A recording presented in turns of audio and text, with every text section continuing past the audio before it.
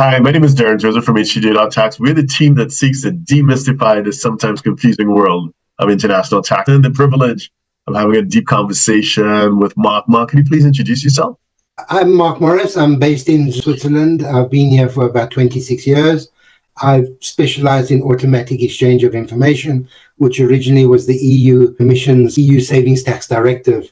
And that went on until about 2014, and they scrapped that and they adopted the OECD's FATCA made into CRS. So can you share with us what it is you do professionally? Primarily, I provide custodial services for trusts to hold underlying entities or partnerships or unincorporated funds. So what I do is I provide the administration services for the custodial. I don't do the actual custody.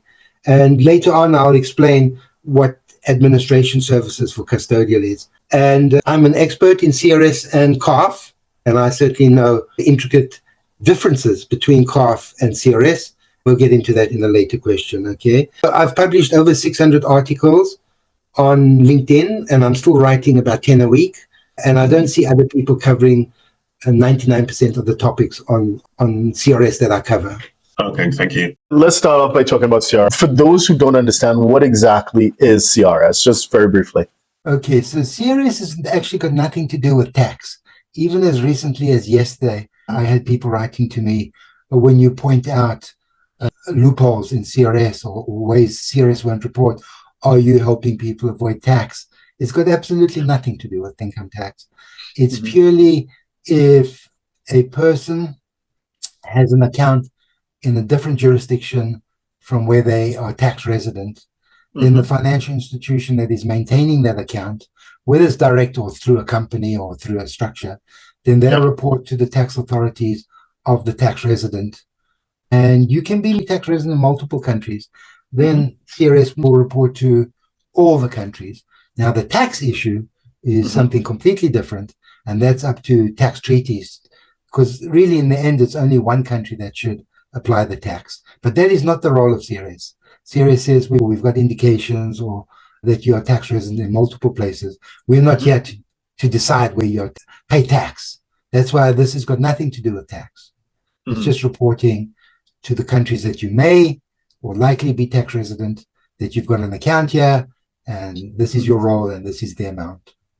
But at the same time, it kind of tangentially does have something to do with tax, because those who are less than honest, they would prefer that where they are tax resident, the authorities are ignorant about what they're doing elsewhere. So to the extent that they can skirt these rules is the extent to which they can potentially advance an agenda of hiding their situation elsewhere. Is that a fair statement? It's fair and it's not fair, because a lot of people don't want the tax data all over the world due to leakages. So they really don't want the exchange of information because of the privacy issue, not to do with tax. Right. One of the main things going on at the moment is countries are now backing off from public access to beneficial owner registers. Now you can say if the beneficial owner registers are available, then it's easier to find out about tax. But the privacy aspect has resulted in country after country pulling away from public access to beneficial owner registers.